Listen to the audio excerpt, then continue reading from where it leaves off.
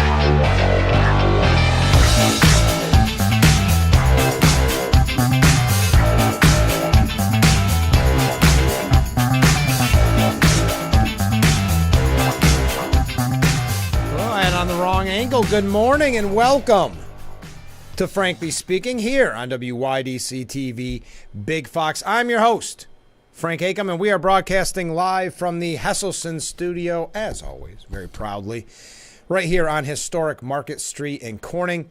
Well, what a surprise. Did you see that coming? Look, I'm starting with questions already. Feel free, if you're new to the program, you can text that number on the bottom of the screen.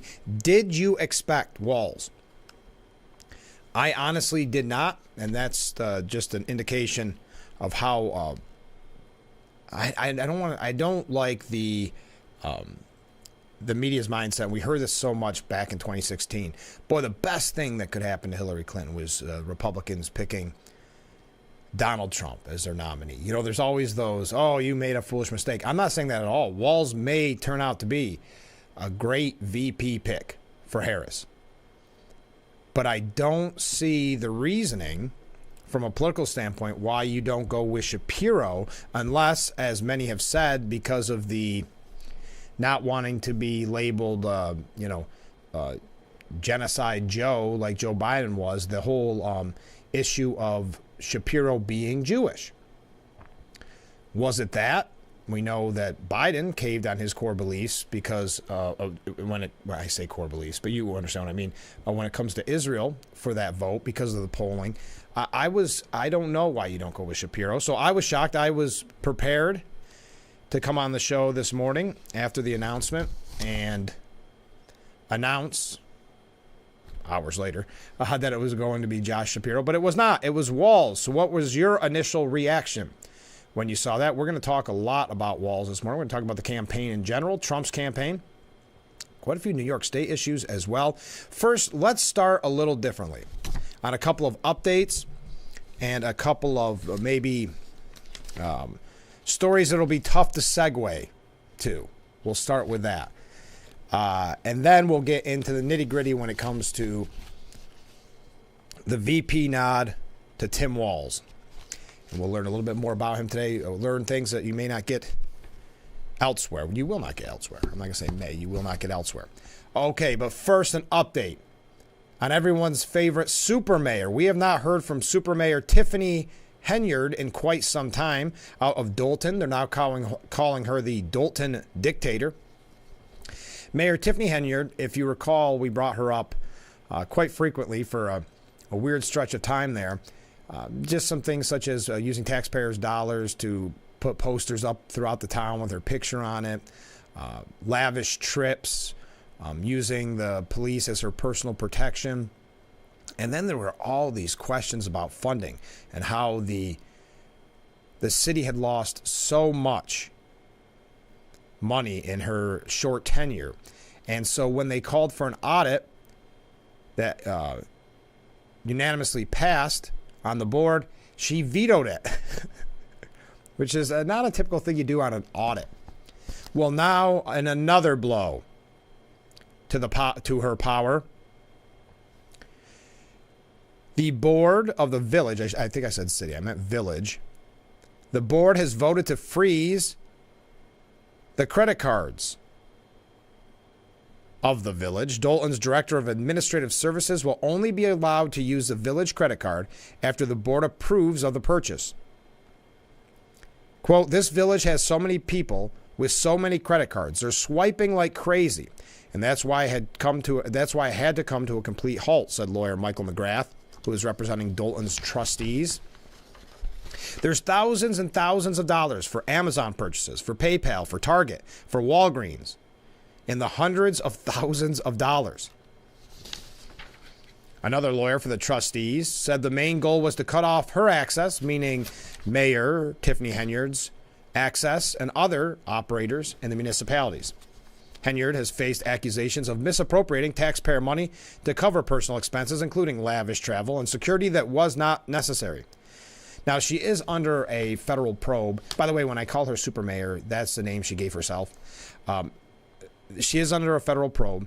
There's some allegations that she was strong-arming residents, saying if you don't donate to my charity, your business may be shut down. And one person had that actually happen to them, allegedly. But continuing, the feds have requested a trove of documents from the village, as well as a restaurant Henyard owns and other ventures. Ooh, she's got her hands in a lot of pots. That's interesting. The controversial leader has angered colleagues and residents, including on Monday night, watching as the village is being run into the ground, said one resident who attended the meeting. We deserve a mayor that truly cares about our village and not a mayor who sees our village as her personal playground. Before the meeting started, attendees already seated were forced to get back up and go through the metal detectors that weren't initially working. During the meeting, a handful of village jobs were slashed following a 4-1 vote, but Henyard, who has described herself as Dalton's supermayor, argued the layoffs were political retaliation by the trustees. She said the workers who were supposedly cut would still be employed in the village of Dalton.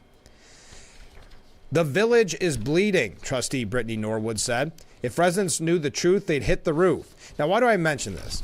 We're nowhere near Dalton, Illinois. The reason we've always brought up the supermayor, the Dalton dictator, both very good names if she decided to take up boxing. The reason we bring up Tiffany Henyard is it's such a prime example of local elections meaning more than you may realize. You know, very often you go in to vote on election day and you go, oh man, I went to school with this person's kid, or I went to, maybe not doing the research. And we've all been guilty of it. But that's why, and this, I've said this numerous times, is almost a public service announcement. That's why I think this show is so important, because we're taking the time to have as many candidates on as we can, so you know who you're voting for. In a time when the media landscape has shifted so much, where it is very hard to do the research on candidates. If it's a small local race, they may have a Facebook, they may have a website, but they may have neither. So how do you find out about your candidates, even at a time when there's unfortunately a lack of meet the candidates forums and the like? So we try to give you the opportunity to learn about your candidates, because yes, is this maybe the ultimate example of knowing who you voted for? Yes, perhaps. But it's also, I think, again, a PSA, a public service announcement, that it shows us all, let's take the time out of our busy schedules to do the research, so that, I mean, all indications are she's running the village into the ground financially in her short tenure as the mayor. So just something, as me getting on my soapbox, encouraging everyone to do their research and not just vote for someone because, well, they've been there forever, or I think I remember them from some event I was at. Actually do the digging, do the research, maybe attend some village, town, city boards, and councils to find out how your money's being spent. And remember, I've said it a million times, but we've talked with so many guests on this program. When it comes to your day-to-day life, yes, it is very interesting to talk about the VP race, the presidential race. And it does affect your life, obviously. But at the local level, there's perhaps no one that affects your life at a government level more so than the local boards and councils. Okay, another couple of quick updates. And again, please weigh in on the VP pick, which we are going to talk about extensively this morning. But Representative Cori Bush, another member of the squad to be ousted. We know that Bowman was booted not that long ago. Cori Bush has lost her Missouri Democratic primary race to Wesley Bell in another blow to the squad. Cori Bush was dealt a stunning defeat in the 1st Congressional District of Missouri, or Missouri, depending on who you're talking to, making her the second member of the far-left squad of congressional lawmakers to lose a primary. Bush lost her primary race to St. Louis County Prosecutor Wesley Bell by a 5.3 percentage point margin. Wow. Bell leading Bush 51 to 45.7. This comes after Jamal Bowman, his loss in June. He was easily routed by around 17 points by George Latimer. Now, you can say it's because of her radical policies, her radical stance on Israel, her radical stance just in general. She was an early supporter of the ceasefire in the Israel-Hamas war and has been critical of the Jewish state in the aftermath of the October 7, 2023 terrorist attack. We've actually talked about her quite extensively. She was one of only 2 House lawmakers, along with Rashida Tlaib, to vote against a measure seeking to ban the Hamas terrorists involved in the October attacks on Israel from ever entering the U.S. She voted against that. So you and I may say, well, it's because of her radical agenda that did not represent the people of Missouri's 1st Congressional District. Well, that's not how the New York Times puts it. I received this in my email this morning. Cori Bush, squad member and vocal critic of Israel, loses her primary. Well, how did she lose? Quote, she fell to a campaign by powerful pro-Israel political groups intent on ousting a fierce critic of the nation's war in Gaza. So it couldn't be that the people of Missouri thought that Wesley Bell was a better candidate, more representing their views. It had to be some nefarious group of powerful pro-Israel political people intent on ousting a fierce critic of the nation's war in Gaza. Again, the New York Times showing, again, their true colors. It couldn't just be the campaign. It couldn't be that the people of the 1st District of Missouri had had enough of the radical progressive agenda of Cori Bush. No, it had to be some nefarious group behind the scenes that are pro-Israel. Okay, oh my goodness, we're running late already. Maybe we will just go right to walls. Now, we have a couple other quick things in the next break. Keep those comments coming in. I'm going to read them when we come back from break. Thank you for joining us. Don't forget, tomorrow on the program, I know everyone's favorite, former Congressman Joe Sempolinski. He'll be joining us tomorrow on the program right around 7. I always encourage you to tune in earlier, of course, right from 6. But sometimes he pops on a little earlier. And let's face it, from month to month, everything in the political landscape changes and has changed. And that continues to happen every time Joe is on. So I don't even remember where we last left off. I can't remember. I don't think. Yeah, I think Biden was still perhaps a candidate, wasn't he? Because the debate, the last time we were talking about the debate, I don't think we've talked to Joe since the shakeup of Kamala Harris becoming the official Democratic nominee for president of the United States without a single vote from a Democrat throughout her whole history to be president of the United States. Not this go around, not back in 2020. So we're looking forward to having Joe on. But stay with us. Time to take our first break as we are just getting started, hitting the ground running on this edition of Frankly Speaking. Stay with us.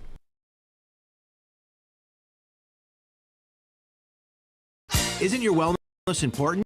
Don't you want more energy? Now's the best time to make every day better and relieve those achy muscles and pains than with the Hesselsen's Hot Tub. Hesselsen's has hot tubs in stock and available for immediate delivery with unbelievable savings. Hesselsen's offers 0% interest-free financing for up to 5 full years. Hesselsen's carries the only hot tub brand in the industry with the exclusive freshwater salt system that is eco-friendly and easy to use and only enhances your hot tubbing experience. Come in today and see why your next hot tub should be a Hesselsen's Hot Tub. And remember, it's always fun to poke in the corners at Hesselsen's. If you or one regularly used hair relaxers or straighteners and were diagnosed with uterine, ovarian, or endometrial cancer, you may be entitled to significant financial compensation. I've used hair relaxers for years. I had no idea they could cause cancer. Chemical hair relaxers and straighteners have been linked to serious conditions, including several types of cancer. How do I know if I have a case? Call 844-292-6222 and consult with one of our attorneys to find out if the products you used are part of the lawsuit. Your eligibility will also depend on how often you use these hair products and your specific cancer diagnosis. If you regularly used hair relaxers or straighteners and were diagnosed with uterine, ovarian, or endometrial cancer, call us now. Call 844-292-6222. How much will it cost to talk to an attorney? There is no fee unless we win your case. Call 844-292-6222 for your free case review. Rick drivers change lanes very fast, but with no outside mirrors. How come they don't crash? Introducing Angel View, the new wide-angle mirror that reduces blind spots. Angel View simply snaps over your car's rear view mirror, giving you a 160-degree view behind you. Just look at the difference. Look, ordinary rear view mirrors are small and flat, but Angel View has a huge mirror with curved glass. This convex shape allows you to see both blind spots with one glance. And with our Pro Edition special coating, it's anti-glare at night. Get your Angel View now for just $19.99. But wait, Angel View may be discontinued. Due to rising costs, Angel View is stopping manufacturing effective immediately. Once the current inventory is gone, it's gone forever. Order now. Call 1-800-897-0371 or visit getangelview.com. And we are back with Frankly Speaking, broadcasting live from the Hesselson studio here on Market Street in Corning. I wanted to mention, yes, I highlighted the fact that Joe Sempolinski will be our guest tomorrow. I do not have a Steuben Senior Services Fund interview on today's program because there is so much breaking news. So I was able to move some things around. We will make those, and I know I said I guess every day this week. I just moved a few around, so this week and next week we are going to be very busy. Okay, so keep that in mind. A couple comments from viewers. The VP pick is actually more woke and far left than Kamala. He let his cities burn during the Floyd protests. Yes, I read a very good point, and I can't remember. I'll probably get to it later on in my stack of papers here. Someone saying that it's interesting that he let the cities burn while she was helping fund the bail of the people that were rioting. I thought that was an interesting point. Another comment, maybe they're thinking they'll keep the Trump voters home, thinking Trump will easily win. Or something really big is in the wind. Perhaps Democrats just want to pick up the pieces after whatever chaos happens. Now, I've heard a theory.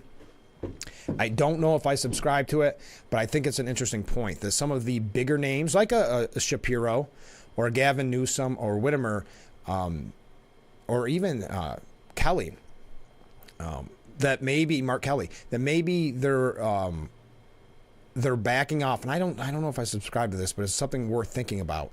That they're kind of backing off, thinking, well, Kamala was less liked than Biden until recently, until the media propped her up and talked about this momentum and all that, but less popular polling wise than Biden. So maybe, and the theory goes, that they're waiting out the 4 years of Trump. Then they'll run against Trump and his the constant attacks that the media will have on Trump and Vance and say, you know, look how horrible it is. Look at the chaos. Look at how, you know, you remember 2016 when Trump won and the media's constant attacks. Maybe they're just waiting patiently 4 years. Many of the people, the bigger names in the party, young. Not to say they're not going to campaign for Harris and all that, but didn't necessarily want to be a part of the ticket, or they didn't want to have to primary her because many said that would be political suicide once Biden endorsed her. Then we heard from sources that that was kind of a last minute, out the door, gotcha, for lack of a better term, from Biden, saying, okay, you're going to push me out. I'm not going to let a primary happen. I'm going to show you that I still have a little power on my way out the door as my supposed friends stab me in the back. So I'm going to endorse Harris. Because let's face it, it's been common knowledge that the Democrat Party didn't want Harris to be the nominee. They wanted Biden to back out earlier. And let them have a primary when he didn't. That's why they propped him up for so long in what is one of the biggest scandals in perhaps in presidential history, propping him up this whole time. So that's why, because they knew Harris was not a good candidate. And let's face it, and I'm not saying this, many in the media are saying, not in the media, excuse me, on Twitter and the like, the kind of the pundits are saying that this example of her VP pick is one of the reasons why Democrats have always been concerned, that she's not the most likable and that she makes poor decisions. And that's why sources close to the Biden family originally said that that Obama did not want Harris, that he wanted Kelly to be the nominee. But Biden essentially cut the party off at the knees and instantly nominated, or I should say endorsed, Harris.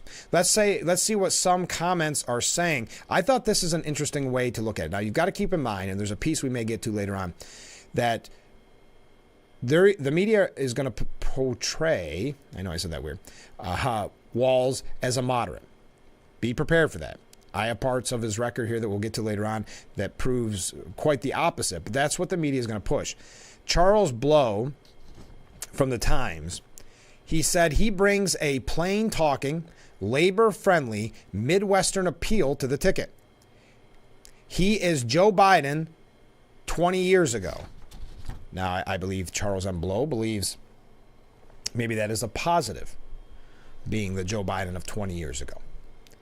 But there are so many people announcing what a great pick this is, and that's what we do on this show. We give you all sides of the equation, unlike many other media outlets. Joe Biden tweeting out, the first major decision a party nominee makes is their choice for vice president. And Kamala Harris has made a great decision in choosing Governor Tim Walz to be her running mate. I've known Tim Walz for nearly 2 decades. And he goes on giving his endorsement. It got cut off here. Others, let's see. Oh, I pronounce Walz. Yeah, has anybody had that question? I don't. That's what Al Franken said. It's Walz, pronounced Walz. A great choice with an impressive record in Minnesota, making reproductive freedom a right, expanding paid family and medical leave, making school meals for students free, veteran, teacher, football coach, congressman, governor, and he's not weird. Yes, he's the one that came up with the weird. You may have saw at yesterday's rally, the weird, the creepy. That is going to get old if it hasn't already got old to you. But it is going to get bad with the whole weird line. I don't want to go through what all these Hollywood celebrities had to say. But Hillary Clinton said, I'm thrilled to see Tim Walz join the Democratic ticket. I heard someone, and this wasn't a political pundit, it's someone I know that, so it's anecdotal, but is a Democrat voter and will support the ticket no matter who's on the ticket. It's more of an anti-Trump vote, okay? But they compared and likened Walz to Tim Kaine. Tim Kaine was Hillary Clinton's running mate. Not they weren't saying it in a positive way. I'll put it that way. How's that? But back to what Hillary Clinton said. From providing free meals for school kids to implementing paid family leave in Minnesota, he's about doing good in all the ways you can. He'll be an incredible partner to our first woman president. Let's go win this, said Hillary Clinton. And numerous Hollywood celebrities just gushing over the pick. Josh Shapiro, who also appeared at the rally yesterday, saying, my work here in Pennsylvania is far from finished. There's a lot more stuff I want to get done for our Commonwealth.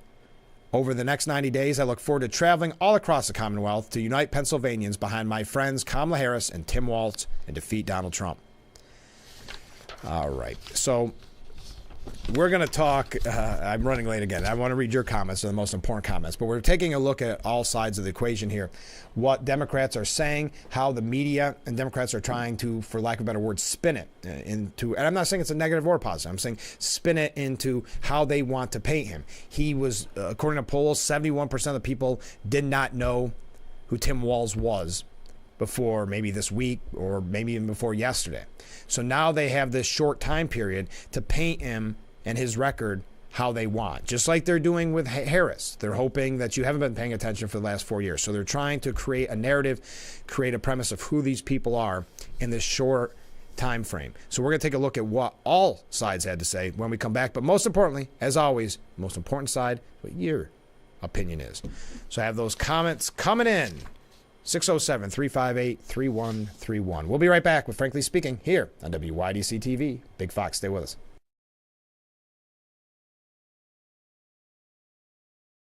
If you or a loved one regularly used hair relaxers or straighteners and were diagnosed with uterine, ovarian, or endometrial cancer, you may be entitled to significant financial compensation. I've used hair relaxers for years. I had no idea they could cause cancer. Chemical hair relaxers and straighteners have been linked to serious conditions, including several types of cancer. If you used hair relaxers and have been diagnosed with uterine, ovarian, or endometrial cancer, call us now. There's no fee unless we win your case. Call today. Enjoy a taste Finger Lakes at Hector Hideaway. With a lunch and dinner menu, we serve a variety of delicious dishes made with locally sourced ingredients. Dine inside or out on the deck for gorgeous lake views and pair your meal with a local wine, beer, or beverage. We're open until 9 p.m. Thursday through Monday, but the bar is open until midnight Fridays and Saturdays. Stay tuned for live music. Visit us today at Hector Hideaway. You and tear your old statements and bills, but thieves use this information to steal your identity. Don't be a victim. Get the ID Police, the new ink roller that encrypts all your old documents. So before you throw it out, just roll it on, and your information is gone, both on the front and through the back. Even if the paper is held up to the light, even your medical information is safe with the ID Police. So block it out before you throw it out. Order now and get your ID Police for as low as $9.99 and get free shipping too. This offer is not available on Amazon, so call or click now to get your ID Police for as low as $9.99 with free shipping. Order now. Call 1-800-898-1002. That's 1-800-898-1002 or visit getidpolice.com. So call 1-800-898-1002. Order now.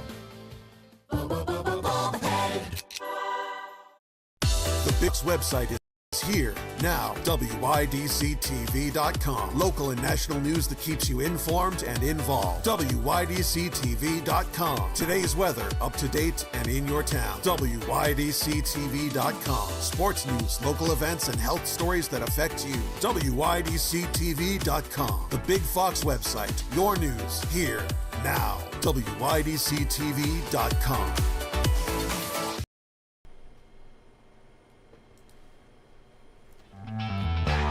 Welcome back to Frankly Speaking, broadcasting live from the Hesselson studio here on Market Street in Corning. A few comments coming in. Good morning, Frank. Good morning. I would like to hear from a Democrat viewer on their thoughts about not having a say in this election. Yes, we open that up to any Democrat viewer, any viewer that has a concern or is fine with it. Maybe you're not necessarily a Democrat, but you're not voting for Trump. What is your thoughts of having? Because I watching the rally yesterday, it's just weird. Oh, boy, I didn't mean to say that. I'm not gonna try to use that word. I apologize. I find it interesting that the talk is about voting and your vote matters, and you think, wait a minute, that falls weird on my ear when we know that the Democrat voters had absolutely no say in who their nominee was. So I think that's a good question. I will say to that viewer who sent this in, I'm not sure if I understand the second part of your question. Why they, meaning the Democrats, think it is or isn't okay to make no announcement. What does that mean? Out of curiosity, because I think you have a very good text here, and I don't want to misunderstand it, because then it wraps up by saying this is not representation. Yes, I think, again, it boils down to anybody but Trump, right? So if the debate never happened, we would still be talking about Biden. They'd still be covering up his health and having no problem with it. As a matter of fact, if his polling would have stayed up after that debate, he would still be in there, because it was never about his health or about the safety of the nation. It was always about electability. So I think, and I don't want to speak for anybody. That's why I love your text. I would love to hear from Democrat viewers, because I don't want to speak for anyone. But I think it's more about, and this is anecdotal because I've talked to people, friends that I have on the left, that it really is, it does not matter. It does not matter to us. that it all boils down to anybody but Trump. And I've heard that from numerous people. Again, anecdotal. I don't like anecdotal stories trying to prove a point necessarily, but that has been my interaction with people that are going to vote against Trump. So if you have a different opinion or the same opinion, let me know. Another comment from a different viewer. Perhaps they've embedded themselves so deep into the government, Trump will be irrelevant. That's in reference to how bad this viewer believes the pick is of Walz as her running mate. You know who didn't find the pick upsetting and is taking a victory lap? None other than the Democrat Socialists of America. The Democrat Socialists of America praised the selection of Tim Walz. Harris choosing Walz as a running mate has shown the world that DSA, the Democrat Socialists of America, and our allies on the left are a force that cannot be ignored. Through collective action, DSA and the U.S. left more broadly, have made it clear that change is needed. DSA members organized in our workplaces and unions to realign the labor movement to support Palestinian liberation. Now that points to, and we're going to get to New York officials here in just a second, what they had to say, but the idea, and it's a conversation that needs to be had, the idea that Josh Shapiro, who on paper makes more sense when it comes to needing to win Pennsylvania. Pennsylvania, very tough state, kind of a purplish state, if you will, that many, myself included, thought it was a no-brainer to pick Shapiro. He's likable. The people of Pennsylvania, at least in the cities, but it's still, the polling numbers show that he's popular in Pennsylvania. I know we have Pennsylvania viewers who are going to disagree with that. I'm just saying what the polls suggest. So the idea that she was going to pick Shapiro seemed somewhat like a no-brainer. And I think that there were some in the Trump camp and some on the right that kind of breathed a sigh of relief when it was Walz. That's not to do that corny thing where, oh, this is the best thing that ever happened to Trump, or this. I'm not saying that at all. I think Shapiro was a very formidable VP pick. But they're going for the happy warrior with Walz. I found it weird at the rally, too, talking about bringing joy back. I'm not sure if that's going to be one of their talking points. You know, they've got the weird thing, they got the creepy thing, but that Harris and Walz bringing joy back. But we'll talk about that probably later on in the program. So overall, what's your thoughts about the pick of Walz over Shapiro? Do you agree with many who are suggesting that because Shapiro is Jewish, that would not necessarily... I'm not the one saying this. Van Jones, the Obama advisor, is saying this. That it's an anti-Israel bigotry that has taken over a large section of the Democrat Party, and Harris recognizing she couldn't lose that faction of the Democrat voters. Because right now, we don't know how the Democrat voters will take to Harris. We have no idea. She never received a vote. It's not as if you can say, oh, wow, she performed very poorly like Biden did in certain states where it was protest votes, for instance. Or we don't know if there was other candidates on the ballot, how Harris would tend to work in different states. So this is all uncharted territory.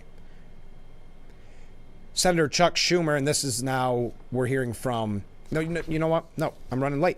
I'm going to take another break because when we come back, we're going to give you New York officials, and we've got a lot of them. New York officials and their reaction to Walz. We'll hear from our Congressman Nick Langworthy. We'll hear from our senators, our governor, Lee Stefanik. Always a great read. So we have a lot to cover. I don't want to run too late. Keep those comments coming in because the most important quote-unquote pundit is you. Stay with us. We'll be right back. Frankly Speaking here on WYDC TV, Big Fox.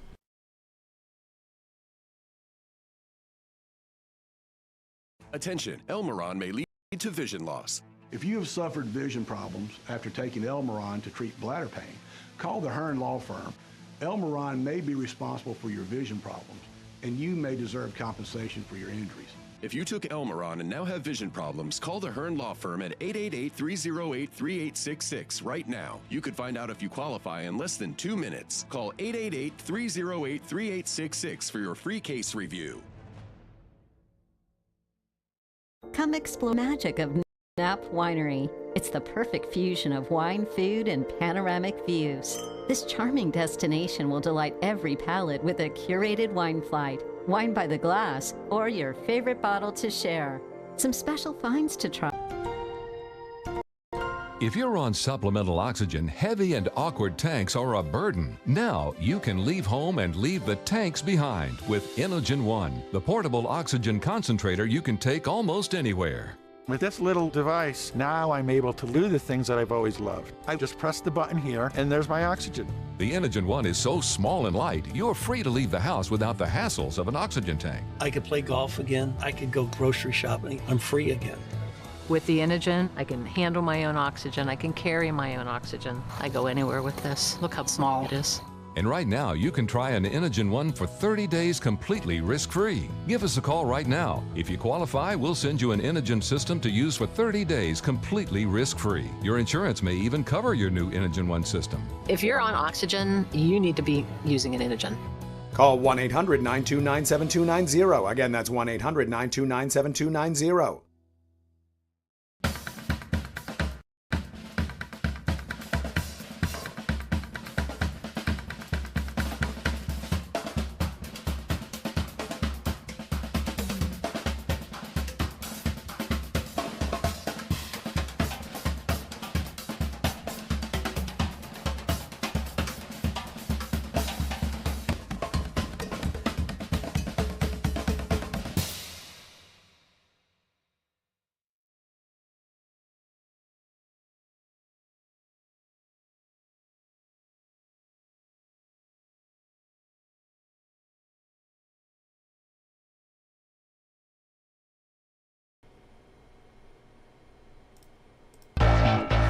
Welcome back to Frankly Speaking, broadcasting live from the Hesselson studio here on historic Marcus Street in Corning. Thanks to our friends at WRVO 89.9 radio out of Syracuse, I believe. They put together the New York officials' Twitter reactions, making it a little bit easier. Chuck Schumer, in reference to the VP pick, and again, I want to hear from you. That's the most important person to hear from, but it's important also to take a look at what our New York representatives have to say. Also, if you're from Pennsylvania, what are your thoughts this morning of your governor not being selected? Some articles were trying to suggest that PA just loves Shapiro so much that they don't want to lose him.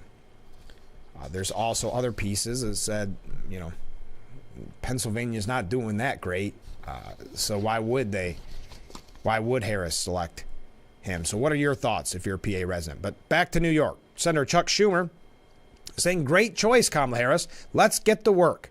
There's no doubt the Harris-Walz ticket will lead us to victory in November and build a future Americans can be proud of. Kirsten Gillibrand, now we just had her opponent on last Friday in that surprised guest appearance as Mike Sapricone. In the last minute, showed up to the Frankly Speaking studios, yes, in studio, and joined us for an hour-long interview. If you missed that, if you overslept, you're on vacation, you can find it on our YouTube page and also on our website, Big Fox's website. But Kirsten Gillibrand, excuse me, I always mispronounce her first name. Her opponent was on last week. I wish we had an opportunity to talk to him now, but I've actually been in talks back and forth. He will be on the show again, so don't worry. I know a lot of people really enjoyed his interview. But Gillibrand saying, Tim Walz and I both fought to pass the original Stock Act back when he was still in the House. I know he's a fighter, and I've been so impressed by everything he's accomplished for working families in Minnesota. I'm proud to support him as our vice presidential nominee. Representative Elise Stefanik, who herself was on the short list to be VP, but of course for Donald Trump, she said, Kamala Harris's selection of Tim Walz as her running mate confirms that the Democrat Party will anoint the most radical far left-wing ticket in history. The Harris-Walz ticket is dangerous for hardworking families or hardworking Americans. It got cut off right there at the end because Twitter does this when you print it out. Anoint. I like that she uses the word anoint. Mark Molinaro saying the far left hated Josh Shapiro because he's Jewish and supported Israel. They loved Tim Walz because he's anti-police and supported open borders. Tells you everything you need to know about the Kamala Harris campaign. And perhaps in one of the strongest statements from an elected official in New York, a no-nonsense statement came from our representative, our Congressman Nick Langworthy from the 23rd Congressional District. This is what his tweet had to say. Today's announcement by Kamala Harris shows just how tight of a stranglehold that the anti-Semites have over the Democrat Party. Wow. That's, again, Congressman Nick Langworthy tweeting that out just yesterday. Today's announcement by Kamala Harris shows just how tight of a stranglehold that the anti-Semites have over the Democrat Party. And to Congressman Langworthy's point, that's essentially what Van Jones is saying as well, the former Obama advisor, that there's that strain. I think he said that the Democrat Party is now marbled, I think was the word he used, and we'll get to the exact quote because I don't want to paraphrase because it was such an important quote. Marbled with the anti-Semitic bigotry, or maybe he worded anti-Israel bigotry. Not picking Shapiro. I think there was a disappointment yesterday, if I'm being honest, with some of the reaction, the reaction of the media and the pundits spinning it, trying to be positive, but at the same time, you could tell there was that what just happened kind of feel to it. So that's from New York representatives. There's others, but not necessarily in our surrounding area. So I just wanted to mention the few there. Now, Tim Walz, according to Dan McLaughlin, is a far-left progressive whom Harris and the media will lie to make a moderate. And we've already seen that. Many calling him a moderate. Nancy Pelosi, I believe, pushing that message. So therefore the media will, because they have a short period of time to show who he is. Because again, the polls showing 71% of people had no idea who Tim Walz was before the announcement. So they have to get out ahead of it and paint him as a moderate, paint him as a smart choice. Just like they have to redefine and reimagine who Kamala Harris is and what her record is. But in the past, this was difficult. In the past, you had all that time, things would come out. There are only 4 months to get the message out of what they want. The media, as I've said before, will have no problem propping up the campaign for 4 months, saying the momentum is behind her. Boy, this might have been the best VP pick in history. This one may actually be consequential. You'll see articles like that. They love that he's doing this weird line and this creepy line and this kind of folksy. But let me ask you another question. I know I'm asking a lot of questions this morning. This folksy feel, doesn't it? And to Charles Blow's argument that he's Joe Biden 20 years ago, I could see that, the come on man, the things that got kind of annoying with Biden because they were repeated so often, the malarkey lines. At least with Biden, it seemed almost like in radio they called them crutches, words that you just use when you can't think of anything else. They just seemed second nature to Biden. Didn't yesterday's rally, if you watched it, seem a very forced folkiness to him? Now, I'm not saying his background doesn't show that he's kind of from a folksy background. I'm just saying some of the lines, some of the things he said seemed very scripted. Obviously, they were scripted, but seemed very labored, very forced. Much like Harris when she gives a speech. Very forced, some of the lines that they have in there. I don't know. I wasn't overly impressed. It just seemed maybe overly rehearsed after having watched the rally, or at least the majority of it. So how are we doing? Okay, so Dan McLaughlin says, by picking Walz as her running mate, Kamala Harris is banking on two things. First, Walz looks like a salt-of-the-earth Midwestern dad rather than a radical progressive. Second, the national political press can be counted on to hide from voters the fact that Walz actually is a radical progressive, and he's got the record to prove it. Judged only by first impressions, the 60-year-old Nebraska-born Walz doesn't fit the image of a hair-on-fire leftist. Gruff and burly, he looks at home in a flannel jacket and talks like a guy you'd meet at Home Depot. He's not one of the Democrat Party's endless parade of lawyers. He's a former football coach, manufacturing worker, and teacher who spent 24 years as an enlisted man in the Army National Guard. When he represented a congressional district that went for George W. Bush twice and Donald Trump once, the gun-owning Walz compiled an A rating from the NRA, but also a perfect rating from all manner of left-wing groups on other issues. And he's since flipped on guns. And that's very much a Gillibrand tactic, where you're strong on guns when you need to be strong on guns because your congressional district is pro-gun. But quick to drop that core belief. Since he was elected governor back in 2018, Walz has banked hard to the left. His aggressive lockdowns during COVID included a hotline for Minnesotians to snitch on their neighbors. One of the Minnesotians thrown out of work was George Floyd, then a recovering addict and ex-con who was trying to go straight. After Floyd was murdered by a Minneapolis cop, Walt sat by and watched the state's largest city burn while Harris raised money online to bail out the rioters. And that was that line I mentioned earlier in the broadcast. Systematic failures of oversight pervade Walz's administration. A 2022 bill to give hero pay to frontline pandemic workers ended up paying thousands of dead people. An audit found that only 60% of recipients definitely qualified for the money. Walz himself had text messages mysteriously vanish in violation of public records law. All this has been amply reported in the Minnesota media. The national press doesn't even need to investigate Walz. It just needs to read the coverage by its own local print and TV affiliates. And I don't want to go through his whole stance because we're going to get to that later on. But meanwhile, Minneapolis still struggles to hire cops and has lost 40% of its police force since 2020. Walz raised gas, sales, payroll, car licenses, and online delivery taxes and fees to pay for it all. Some boat registration fees doubled for the land of the lakes.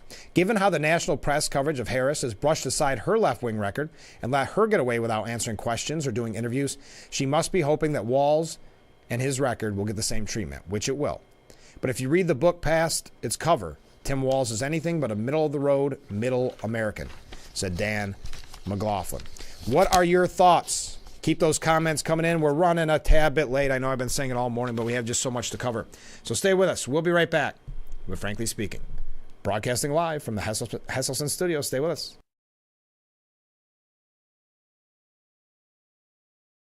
Isn't your wellness important? Don't you want more energy? Now's the best time to make every day better and relieve those achy muscles and pains than with the Hesselsen's Hot Tub. Hesselsen's has hot tubs in stock and available for immediate delivery with unbelievable savings. Hesselsen's offers 0% interest-free financing for up to 5 full years. Hesselsen's carries the only hot tub brand in the industry with the exclusive freshwater salt system that is eco-friendly and easy to use and only enhances your hot tubbing experience. Come in today and see why your next hot tub should be a Hesselsen's hot tub. And remember, it's always fun to poke in the corners at Hesselsen's. If you or a loved one regularly used hair relaxers or straighteners and were diagnosed with uterine, ovarian, or endometrial cancer, you may be entitled to significant financial compensation. I've used hair relaxers for years. I had no idea they could cause cancer.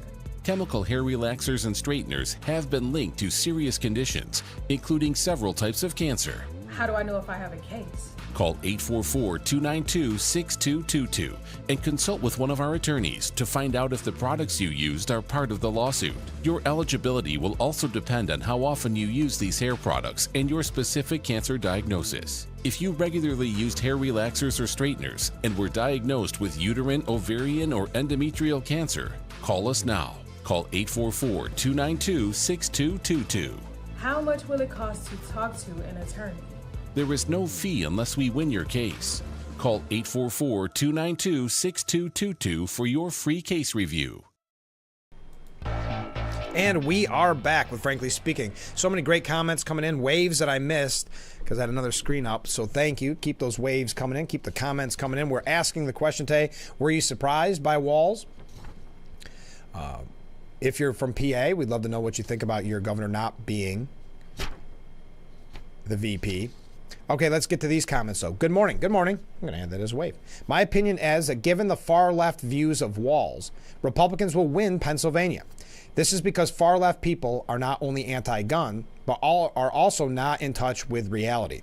I wonder what it does for PA. And there has been left-wing pundits that have said, at the end of the day, even CNN saying this, that it could be numbers-wise a bad decision.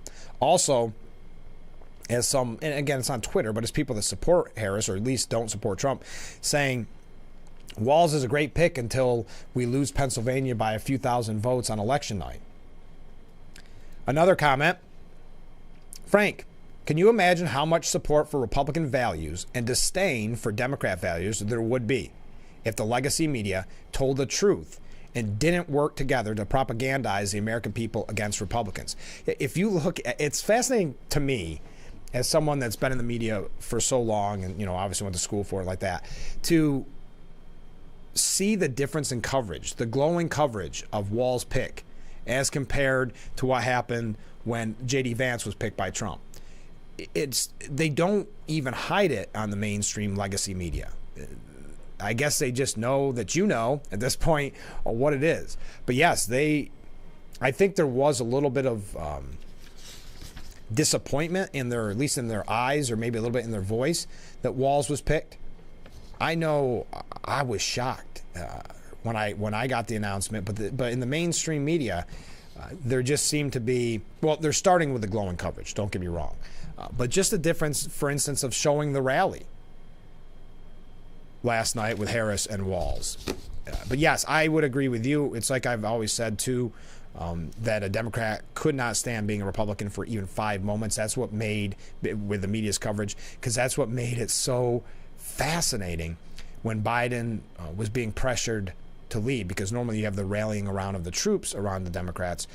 In this case, when you actually had media scrutiny for people in the House, up on Capitol Hill, being asked tough questions by the media, it was almost startling, because you don't see that. Do you support Biden? Do you call for him to step down from his campaign? It was really, really interesting. So I agree. I think if the media were true and fair with you, I think it would be a very different voting scenario. It would be a very different, really, country in a way, if people were just told the truth, or just told the truth, not with no type of bias. So yes, Ken, I do agree with you. Another comment from a different viewer: isn't Biden, the president, considered a moderate as well? Yes, great point. And I also love that you reminded us, myself and the viewers, that yes, Biden is the president. You may have forgotten. Boy, he went from being top of the media in a bad way after the debate to really very little talk about President of the United States, Joe Biden. Even with his endorsement of Walz as the pick for Harris, didn't even make the first in the article.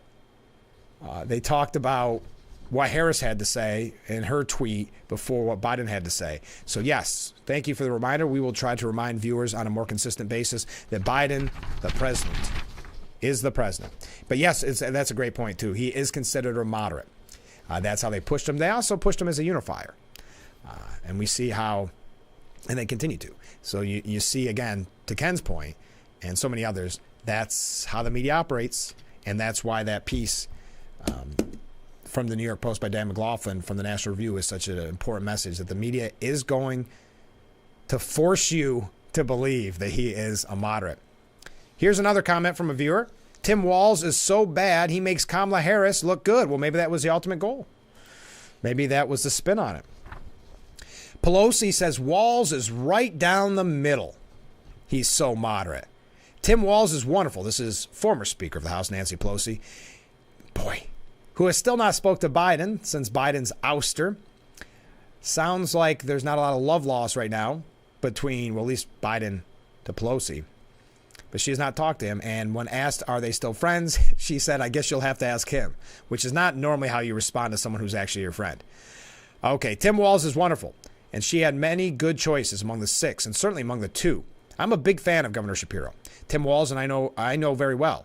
He served in the House. To characterize him as left is so unreal. He's right down the middle. He's a heartland of America Democrat, and he was the chair of our Veterans Affairs Committee. And I don't want anybody to forget that, because he made tremendous gains for our veterans, working with our folks on the Appropriations Committee and with the Speaker. We made more progress than had ever been made in the history of our country since the GI Bill under his leadership.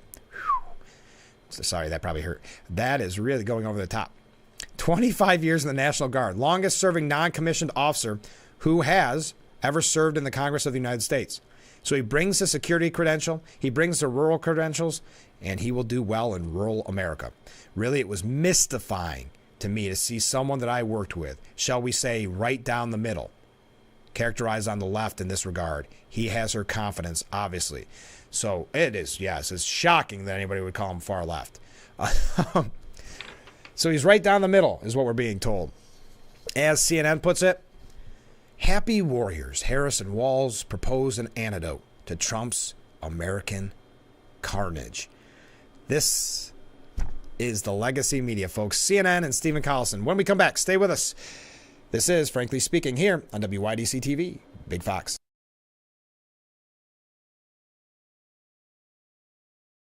Stock up for summer and save at GCP Discount Liquors and Wines. Svedka Vodka, normally $20.99, is on sale for $18.99. Save up to $24 on a case with mail-in rebate. Your final cost, $12.99 per bottle. 1.5-liter Woodbridge wine, regularly $11.99, is on sale for $9.99. Save with a rebate of up to $24 on a case. GCP Discount Liquors and Wines and Horseheads, the best in service, selection, and price. More cars. Lower prices. More cars at lower prices. You've waited long enough. Make car buying simple when you drive your deal at Simmons-Rockwell.com, where you'll always find more cars at lower prices.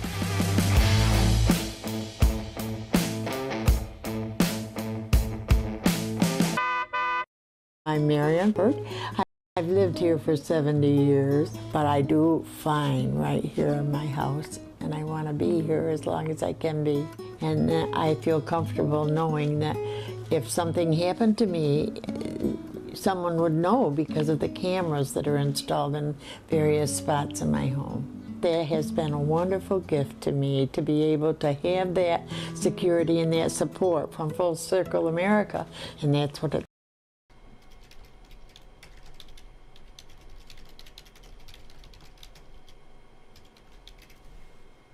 We're receiving so many comments. You hear me typing in response. Keep those comments coming in, and welcome back to Frankly Speaking as we are wrapping up our number one. Boy, the time flies when you're having a blast. Let's take a look at some of the comments. I asked a question, where is, Joe Biden? One viewer saying, yes, he is still president. Here's a comment. Biden is very busy posing while they're carving his face on Mount Rushmore. Good point. That could very well be the case. Next comment. Good morning, Frank. Good morning. How big a slap in the face is the Walz pick to the Obamas by not picking Kelly? Great point. Now, what this is in reference to, if you haven't been following along, is that Obama from the beginning wanted Kelly to be the nominee. But Biden, in his last act of defiance after being pushed out, said, okay, you want me out? Well, I still have a little power, and endorsed Harris right away. Anonymous sources report that Obama was furious because he wanted it to be Kelly. So by not picking Kelly as a VP, was that Harris also getting a slap to the face of Obama? Are the Biden and Harris, are they now saying, hey, we've got new king makers in town. We've got new power brokers in town, and it's Kamala Harris with an assist from Joe Biden. That's a great point. Thank you, viewer. We've had so many great points this morning. Some funny ones, too. Here we go. For another comment just on the way out the door for the first hour. For economic prosperity and national security, you need to vote Republican. Otherwise, you can have another 4 years of decline. Thank you very much, viewer. If you're new to the show, you see the number on the bottom of your screen. Feel free to comment at any time. Do I have enough time? Because I don't want to focus on this. But just to show you an article oozing with bias from Stephen Collison. Harris and Walz want to make America joyful again. The vice president's rocking rollout of her running mate on Tuesday sent jolts of energy through a huge crowd as the pair personified the extraordinary transformation of the 2024 election campaign. Americans, and I'm skipping ahead here because, boy, it gets bad. Americans have experienced a Trump presidency that threatened to tear the country apart, suffered through a pandemic that killed more than 1 million citizens, and endured grinding years of economic insecurity caused by inflation and high grocery prices. For most of this year, the former president has promised a second presidency of retribution. President Joe Biden, meanwhile, had been delivering searing warnings that his rival was tarnished the very soul of America, even as the haunting signs of the president's advancing age became increasingly painful to watch. When did it become increasingly painful, Mr. Collinson? Because the media didn't report on it. As a matter of fact, they called him, cheap fakes? And they called you conspiratorial, saying that he had health issues. It wasn't until Trump forced his hand and they had the debate live that you all of a sudden had this epiphany that maybe he's not doing that well. I am not. You know what? We are going to get to more of this piece, and I said I wouldn't. I just got to give you a little bit more of this bias just so we're on the same page. Stay with us. Hour number 1 in the books. Hour number 2 coming up in mere moments. Stay with us. This is Frankly Speaking.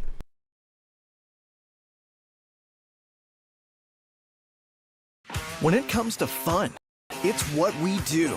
See All-American country star Ashley McBride perform live. Tickets are $30 and on sale now at Ticketmaster.com and the gift shop. Tioga Downs Casino Resort. Fun is what we do.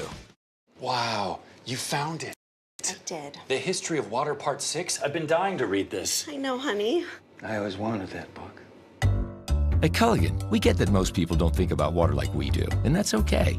You see, when we install one of our high-efficiency water softeners, we're thinking about hard water and limescale buildup, so you can just think about longer-lasting appliances and softer skin and hair.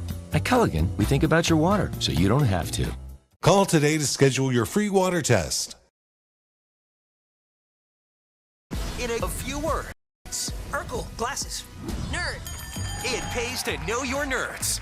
If you guys didn't get nerd with me sitting up here on this show, 25 words or less. Weeknights at 5 and 5:30 on Big Fox.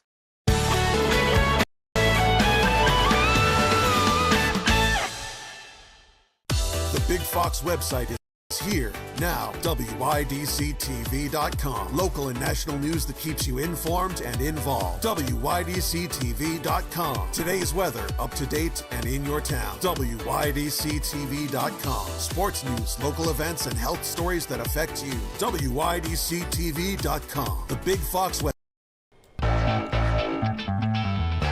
Hour number 2 of Frankly Speaking here on WYDC TV.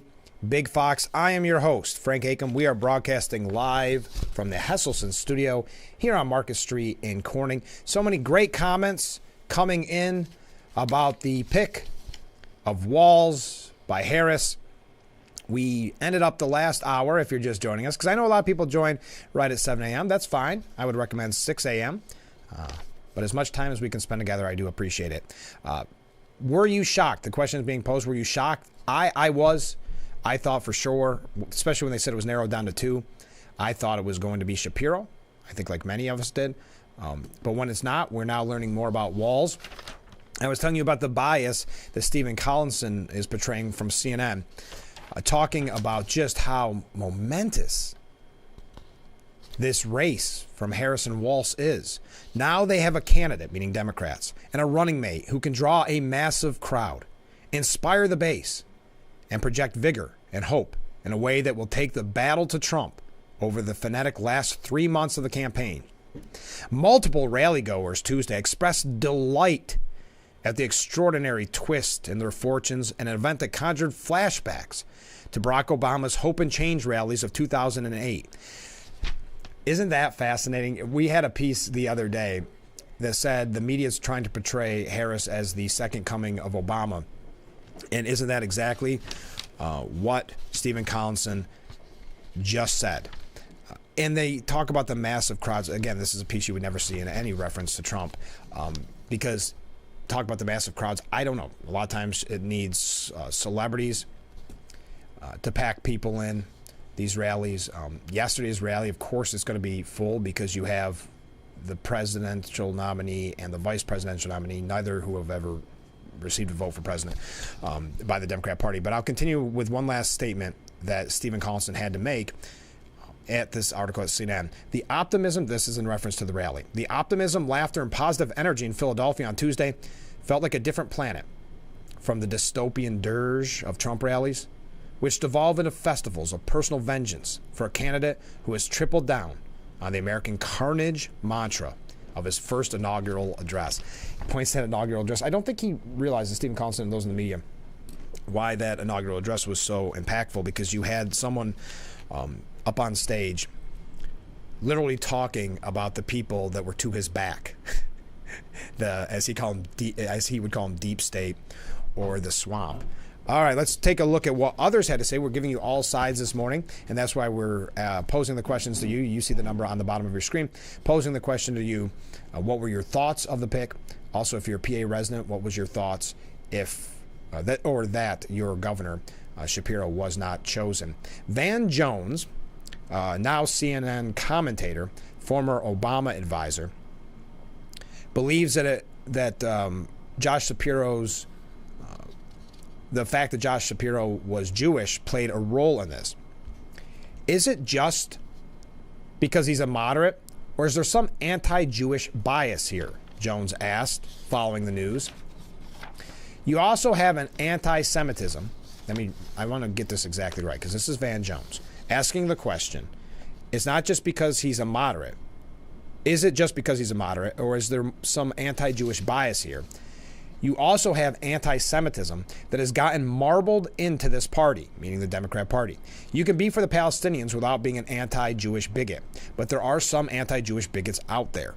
And there's some disquiet now, and there has to be. How much of what just happened is caving into some of these darker parts of the party? This is Van Jones, former Obama advisor, so I pose that question to you. Shapiro has received criticism from the far-left anti-Israel element of the Democrat Party for his previous stance on Israel and the Palestinian conflict. So what role did that play? And to have Van Jones be outspoken on this is quite shocking. And very interesting. I mean, you've got to give Van Jones credit, not necessarily a popular take on this from his party, not going to like that being a talking point. Some people had their hopes up, Van Jones said. Maybe you're going to get another shot at a Jewish vice president. We haven't had that for 2 decades, and now that gets pulled away. After asking if there was some anti-Jewish bias that influenced Harris's decision, Jones noted that anti-Israel Democratic voters can maintain their support for the presumptive presidential nominee. I think if you're a young Muslim or a young Arab or someone who's concerned about Gaza, it gives you a reason to stay excited about Kamala, because that was going to be hard for the party to digest, meaning that Shapiro pick. Hey, you got to give Van Jones credit for saying what so many people were thinking. If you are just joining us, we heard from our congressman, Nick Langworthy, a tweet we heard from, where he was saying similar. That it was, and I think I want to give the exact quote here. Today's announcement by Kamala Harris shows just how tight of a stranglehold that the anti-Semites have over the Democratic Party. So that's Congressman Nick Langworthy. And many on social media took to the same, what's the word I want to use, line of reasoning. Manhattan Institute's Ela Shapiro said the Walz decision, or selection, shows just how deep the Democrats' anti-Semitism problem runs. Former GOP congressman and also former gubernatorial candidate from New York State, Lee Zeldin, said it's amazing that despite America's right, left, and center agreeing that Josh Shapiro was Harris's best pick for VP, at the end of the day, Shapiro being Jewish disqualified him. Wow. It says so much about the state of today's Democratic Party. That was Lee Zeldin. And I think he raises a very good point that really right, left, and center were saying that Shapiro was the right choice. That's why I admit that I was shocked that it wasn't Shapiro, because it seemed to me to be a no-brainer. You need Pennsylvania to be president of the United States. You need to win it. So why not pick their, according to polls, popular governor? I know some PA residents may disagree with me. A popular governor. Why not pick him? He's a good campaigner, gives a good speech, seems to be charismatic. So to not pick him, Lee Zeldin said it. At the end of the day, Shapiro being Jewish disqualified him. Senator Tom Cotton said, let's be honest. Kamala is the most anti-Israel member of Biden's team. always siding with Hamas and Iran's interests. Shapiro and Walz's view on Israel aren't that different, but Harris catered to her pro-Hamas anti-Semitic base who oppose Shapiro because he's Jewish. We have so many, and we're giving you all sides of this, from Van Jones that we were reading Gillibrand, we were reading Schumer's take on it, but as I continue to say, the most important take is yours. So you hear all this. You hear from our congressman. You hear from former gubernatorial candidate Lee Zeldin. We hear what the thought is of why Shapiro was not chosen, and now this should come as no surprise, a new poll from Fox News. Now, well, it's actually, excuse me, the article is from Fox News. It's from Siena Research Institute. We've talked about New York State, and for a moment while Biden was still in, people in the media were speculating after that big rally in the Bronx that Trump held that maybe New York was in play. Now, that was when Biden was still campaigning. I have told you numerous times on this program, I'm jaded, and I don't believe that was the case. But listen to this number. Trump garnered the support of 50% of likely Jewish voters in New York, according to a new Siena Research Institute poll released Tuesday. A slight lead over Harris, who garnered the selection of 49% of respondents. While the lead for Trump is slim, it marks a dramatic change from the former president's prospects against Joe Biden, who in June led Trump among likely Jewish voters 52 to 46. However, the race has changed dramatically since the last poll, with Biden opting out last month, as you know. I don't think it should come as a surprise, and I think that number should only grow. We've got to take our first break. A couple quick housekeeping notes. Keep those comments coming in. Keep those waves coming in. Having a great discussion with you this morning. Tomorrow on the program, it's fan favorite. Former congressman, current assembly candidate, current chairman of the Steuben County Republican Party, Joe Sempolinski, will be joining us for at least the full 7 o'clock hour. Sometimes pops in a little bit earlier and comes on before 7. I'm hoping that's the case tomorrow because we have so much to talk about. As a matter of fact, the last time we talked with a former congressman, Joe Biden was still running for president. That's how long ago it was. So what, a couple weeks? But I've talked to Joe and booked the interview, and we had a nice chat. I think we're going to have a really, really fun interview, and I know people really enjoy the former congressman being on the program. So if you definitely want a question asked of the congressman, get them to me ahead of time. I'm going to do my best. We get so many questions while he's on and so many comments when he's on, I sometimes glance over them. So if you want a better shot at having the question asked, get them to me ahead of time, and I'll make a list before he appears on the program tomorrow. All right, so we're going to talk more about, obviously, the Walz decision. We got a few things here about the presidential race in general, a couple of New York State issues that I hope to get to as well. But most importantly, your comments. Stay with us. We'll be right back with Frankly Speaking here on WYDC TV, Big Fox.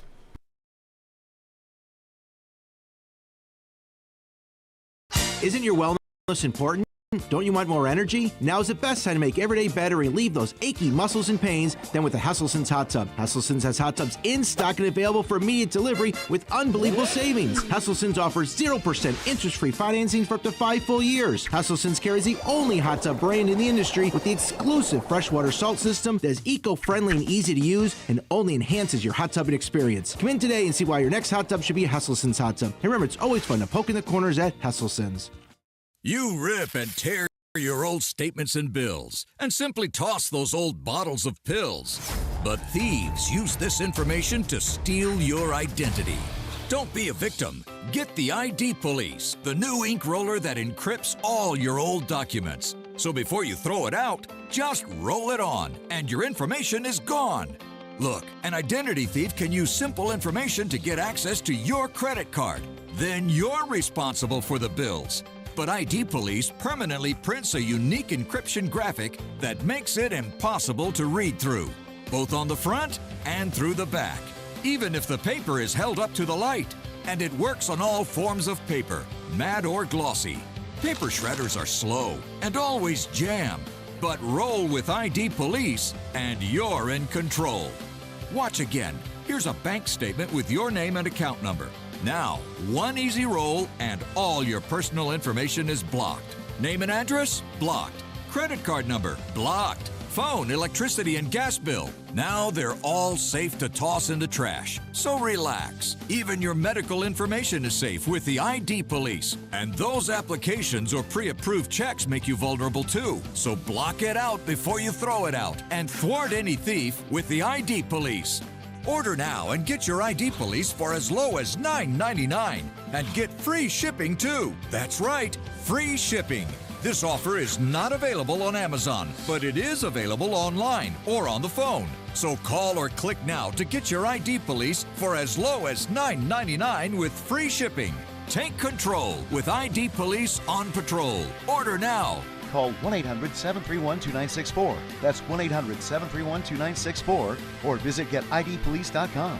So call 1-800-731-2964 now.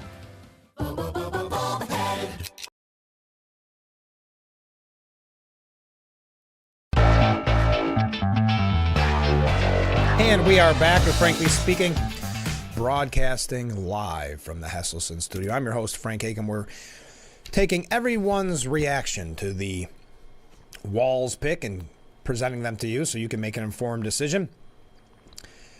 Kamala Harris's decision to bypass Josh Shapiro shows she's bent the knee to the far left, says J.D. Vance.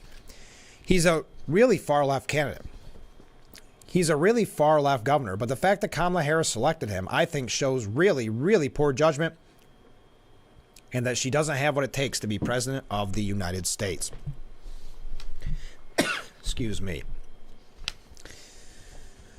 Now, it actually, the pick of Walz actually got some media scorn for Kamala Harris. And I thought this was a very powerful statement from Washington Post columnist Megan McArdle. Now, let me just cough real quick before I do that. Sorry about that. I got a frog in my throat. Okay. Megan McArdle said, "My fears about Harris are that she is incredibly bad at public speaking and that she reliably makes bad political decisions. So far, she has done nothing to allay either fear. I'm not saying she can't win, but I wish she gave me more confidence." That, again, from Washington Post columnist Megan McArdle. The public speaking that we've seen, and we've talked about this on the program so often, has been from the teleprompter. It's fine. Candidates do that. But you're not seeing the real speech pattern of Kamala Harris. That's why many people have said it's so important for that debate. Just like it was important for the debate with Biden to cut through the media bias and show the person for who they really are. In the case of Biden, we saw what had been talked about in conservative circles, but of course the legacy media and the mainstream media kept covered up, and of course the scandal of the White House keeping it covered up, and Harris and others keeping it covered up. But we got to see, and all got to see, the whole world got to see, unfortunately, the decline of the president's mental health. In this case, I think you'll see a speech, if it happens. I'm not convinced it's going to happen because I think it does. I would hope the Harris campaign sees how that's could be a political trap for her. But we would see Harris's speech pattern, the word salads that she's become so synonymous with. Now, the left in the pop culture world has tried to embrace that and tried to twist it as a positive thing, a kind of a media viral thing, or a social media viral thing. But the voters, maybe lesser informed voters that right now are just being told that the Harris campaign is nothing but fantastic. It is a whole new Harris because the reins are off from the Biden White House. She is her true self and is fantastic, and the momentum's behind her. This trajectory is just marvelous. That's what will be told to us for 3 months. Will not take long. The media does not take, it won't be hard, if the media can cover up Biden's mental decline for 3.5 years. What's 3.5 months? What's 3 months for the media? So to cut through that, I think a debate is very important. And that goes back to this point by Megan McArdle saying that she had the two fears, the public speaking and that she always makes bad political decisions, which is also true. And she's done nothing to allay those fears, meaning that she did not like Again, Meghan McArdle, the Walls pick. Professor and podcaster Damon Linker said, rather than pick the very popular governor of a neck-and-neck must-win purple state, Harris chose a dime a dozen blue state governor who gives feels to progressives. That's about what I'd expect from her a month ago. It is kind of typical. That's why, and again, it was anecdotal, but a friend who does vote and will vote for the Democrat ticket, no matter what, said that they felt it was very much a Tim Kaine pick. Tim Kaine being Hillary Clinton's running mate. And I thought that was a very good comparison. As this person says, in a kind of a pop culture fashion, gives feels to the progressives, meaning the progressives like him. Author Matt Lewis declared, if you were a never Trump conservative who was hoping to rationalize a vote for the Democratic ticket, it just got harder. Saying it was a bad pick for Kamala. Former CNN pundit Chris Cillizza wrote, such a weird choice. While MSNBC's Brendan Buck said the pick feels very 2019. Buck said the VP doesn't matter a ton, but I think this reflects very poorly on her decision making. These are some heavy hitters saying this, or at least important names in the Democrat media circle, saying that this is just another example of Harris making bad decisions. Now, I like with a viewer's suggestion that it was kind of a one last dig at Obama, telling Obama that he's no longer the kingmaker because we know Obama wanted Kelly, which I thought Kelly was a good choice too. I think Shapiro was probably the best choice for the ticket. And I know, I'm just saying this from a pure political standpoint. I think many people in the Republican Party breathed a sigh of relief when it wasn't Shapiro. Pennsylvania is a very important state. And so what those that want to support Harris in the media are saying, not all, but some, are saying is that this is reflects on her decision-making, and that's poor decision-making. Michael Goodwin says that this pick, see, we're giving all sides this morning. Michael Goodwin says this completes a progressives' takeover of the Democrat Party, and maybe that, again, an extra dig at Obama going with Walls, saying, we're not going to do the normal political route. We're going to go extremely progressive. All the DEI boxes are checked, but there is no ideological or political diversity. They are two people who are physically different but share a single radical viewpoint, says Michael Goodwin. The contrast with just 4 years ago is stunning. Then Joe Biden was depicted as a centrist, to that other viewer's point, who picked Harris because of her biracial status and gender, and also because she checked the progressive box with her left coast policies. The aim reflected the traditional goal of most Veep choices: broaden the party's reach with a ticket that appeals to different constituencies. Yet with Biden off the stage, Democrats inexplicably are lurching even harder left. You know, back to that point that Biden kind of saying on his way out the door, okay, you guys stabbed me in the back, my own party that I've been loyal to for 50 years, and you ousted me. Fine, I'm going to pick Harris right away.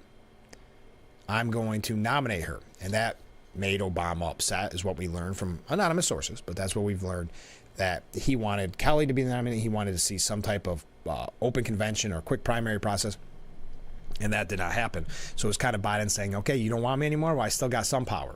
I could still do this. So he did it. But also think of a man in Joe Biden who I don't even think is hidden, has an ego, who is very full of himself. Now, and that's why he stayed in the race so long.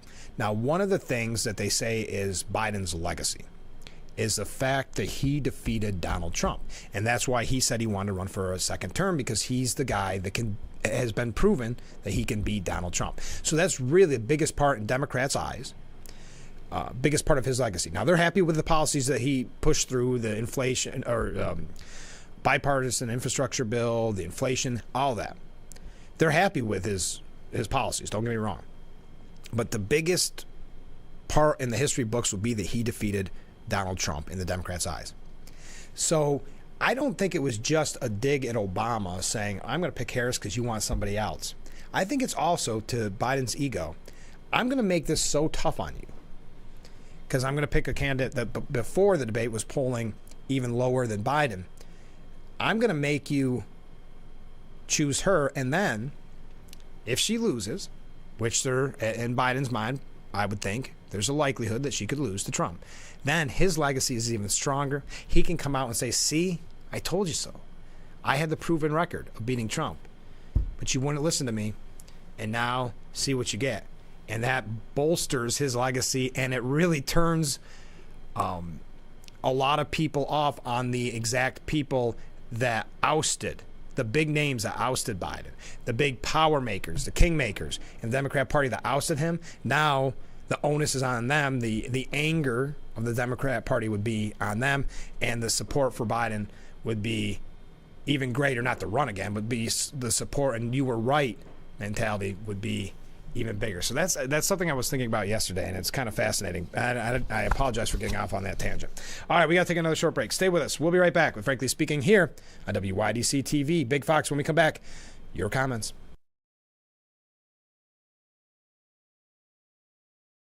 It's time for the 205th Steuben County Fair. Celebrate an action-packed week of fun. Catch the Broken Bee Rodeo on Wednesday, Demolition Derby night on Thursday, Monster and Tough Truck Show on Friday, and Truck and Tractor Pull on Saturday. Come enjoy the carnival, the Midway, tons of free shows, and Demolition Derby finals on Sunday. It's fun for the whole family.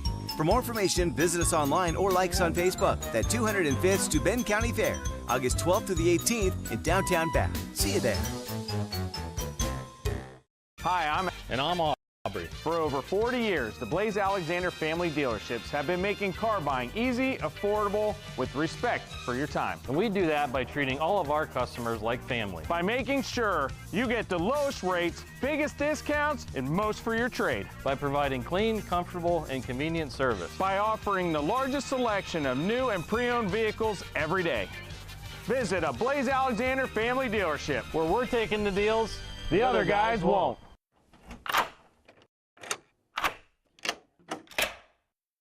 I'm Jonathan Lawson. If you're 50 to 85, please listen closely. The lock I want to talk to you about isn't the one on your door. It's a rate lock for your life insurance that guarantees that once you're insured, your rate can never go up at any time for any reason. Many policies you see don't have one, but you can get a lifetime rate lock from Colonial Penn. This plan was designed for people on a fixed income with coverage options that start at $9.95 a month. That's less than 35 cents a day. Your rate is locked in for life. Coverage can never be canceled, and your acceptance is guaranteed. You cannot be turned down because of your health. See for yourself. Call for an information kit and gift. Both are free with no obligation. Call 1-800-781-9990 for your free information and your free gift. That's 1-800-781-9990. 1-800-781-9990. Call now. Every Saturday, your game is on Fox. Because here, we got the guy that swings harder, the guy that runs faster, hits further, deals nasty. Saturdays on Fox, we got the swag, the scoops, the smiles, the steals. We got the pop, the rips, the threads, the wheels. We got the slides, the kicks, the shovels, the feeds, and picks for the highlight reel. Because Saturdays on Fox, we got you. No big deal. And we are back. Broadcasting live from the Hesselson studio here on Market Street in Corning. So many comments from viewers coming in. People have to remember, this is from a viewer, that Walz did in Minnesota in retaliation to allowing BLM and Antifa burn and destroy cities in Minnesota, crying in support of the peaceful protesters who created billions of dollars in damages. Then bailing those poor, oppressed protesters out of jail. And we had mentioned that one comment, and I can't remember who it was from, Dan McLaughlin maybe, that Harris, of course, part of that campaign to raise money for bail for those protesters. Walz is not the person. More reason for never Harris, never Democrat. Thank you, viewer. Another viewer said, I believe that the Harris-Walz ticket is an unexpected gift to the Republican Party. Even AOC is giddy. But I wouldn't be surprised if they suddenly make changes if the polls don't go in their favor. The Democrats will do anything to win. Well, they can make a change in Walz. She is a nominee. As of that virtual roll call, yes, never receiving a single vote. So to your point, at this point, what's really the difference if they get some pushback if they had to replace somebody? I don't know. But continuing, a different comment, obviously, from a different viewer. What a graphic description for the Democrats is a party that votes on feelings, whereas the Republican is based on thought and reasoning. Thank you very much, viewer, and all the viewers commenting this morning. So much to talk about. We were talking about Michael Goodwin and really saying that, and so many have said it, it's a progressive takeover. Isaac Shore said that with the far left Veep Tim Walz, Kamala Harris seals a fundamentally broken Democratic Party. 2 steps toward the fringe, 1 feigned step back towards the center. That's the ethos of the American left. In recent days, newly minted Democrat presidential nominee Kamala Harris has publicly disavowed much of the platform she ran on for president back in 2020, abolishing private insurance. Who would ever suggest such a thing? Banning fracking? As if. The Green New Deal's socialist jobs guarantee? Nah, never mind. But Harris's risible PR makeover was interrupted Tuesday by her selection of Walz. The Democrat Party's long march leftward will be interrupted by nothing, up to and including the specter of a second Trump administration. Now, I believe, don't quote me on this, but I think Isaac Shore isn't a big Trump person. I could be wrong about that. But this is what it boils down to. Josh Shapiro was the obvious pick if Harris's foremost priority was walking the moderate walk and winning in November. And that goes back to the point where, is it poor decision-making? Our congressmen and others saying it shows the power of the anti-Israel stance in the Democrat Party. I'm paraphrasing, of course. In the Democrat Party, former gubernatorial candidate Lee Zeldin saying the decision was made because Josh Shapiro was disqualified for being Jewish. And what Isaac Shore is saying is Shapiro was the obvious pick. And I think there's no denying that it was the obvious pick. That's why, at least to me, when I received a text message that said, did you see who they picked? I verified a few different places because it seemed very unlikely to me that'd be Walz. But I'll continue. Not only is Shapiro enormously popular in an all-important Keystone state, he has stood up to the anti-Semites and iconoclasts on his own side while refusing to kowtow before the teachers' union like the rest of his party has. If Harris wanted to lend any real legitimacy to her supposed transformation, her campaign would be falling over itself to associate her name with his. There is no room, however, on today's left for genuine moderation. Again, though, I think there is an air of confidence with Harris, knowing that with the media's protection, she just has to run out the clock for 3 months. Run out the clock and not make any huge mistakes. Because the media is not going to talk about her past and her left ideals, far left ideals. They're not going to talk about that with Walz. They're already promoting him as a moderate. And in normal situations, these two things would be exposed because you'd have much more time. As of now, there's 3 months before we pull that lever. I know it's not really pulling the lever anymore, but you understand what I'm saying. The media that was able to cover this, to cover up Biden's mental decline for 3.5 years, should have no problem in protecting Harris for the next 3 months. But I'll continue with what Isaac Shore had to say. There is no room, however, on today's left for genuine moderation, or for that matter, for pro-Israel Jews. The only poor excuse for an argument mustered against Shapiro with the Democrat Party was the mindless, what's the word I want to use? Recitation? Yeah, why don't we use that? Of the thinly veiled anti-Semitic crack, Genocide Josh. And make no mistake, Walz is meant to serve as a reassuring wink at the far left. Harris might hope that Walz's grandfatherly look and folksy communication style will mollify swing voters, but he is, as Fox News' Callie McEnany put it Tuesday morning, a progressive in sheep's clothing. As governor, he threw his weight behind a bevy of legislation that would appall the median voter. And I don't want to go through that. You know that. We've been receiving the comments all morning long.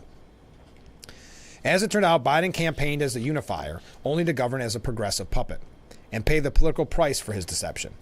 Now, Harris is trying to get away with the same lie, but her decision to elevate Walz has betrayed her true intentions. How do Democrats repair the broken image and move back to the center? The answer for the foreseeable future, with Kamala Harris and Tim Walz as their standard bearer, is this: they can't. I'm giving you all sides this morning. Would love to hear your take on the Walz decision. As CNN said, the math behind why Harris picked Walz and why she may regret it. Yes, of course, they still took the opportunity to praise Walz and praise Harris, calling Walz a electoral juggernaut. Well, let me take a step back. Let me be more accurate.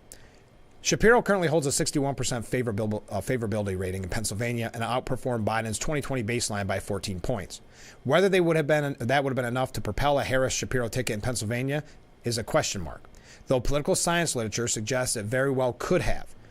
That's why you saw many people on Twitter and elsewhere that are Harris supporters saying, yeah, Walz is a great pick until we lose Pennsylvania by a few thousand votes on Election Day. What we can say, though, and this is again from CNN, is that Walz is not likely to help Harris with many swing votes. He did less than a point better than Biden in Minnesota when he won re-election in 2022. In fact, Shapiro seems to have done better with white voters without a college degree in Pennsylvania than Walz did with the same demographic in his state 2 years ago. And even if Walz has been an electoral juggernaut, it remains to be seen whether he can help the Democrat ticket outside his home state. If Harris ends up losing Pennsylvania and the election by a small margin, it will be one of history's great what-ifs. Did he not choose Shapiro because she was afraid of the online left? Oh, is that what they're going to call it, the online left? Interesting.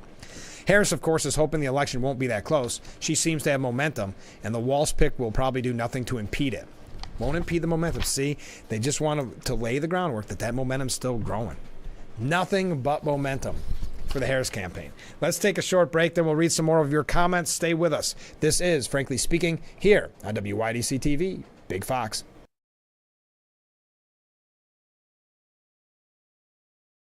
Looks like y'all got a lot of stuff here in your water. You're never gonna believe it, but this can filter up to 60 different contaminants from your water. It's all about cleaner drinking water. Dude, that's good water. And that's good water. Now that's good water. That's good water, eh?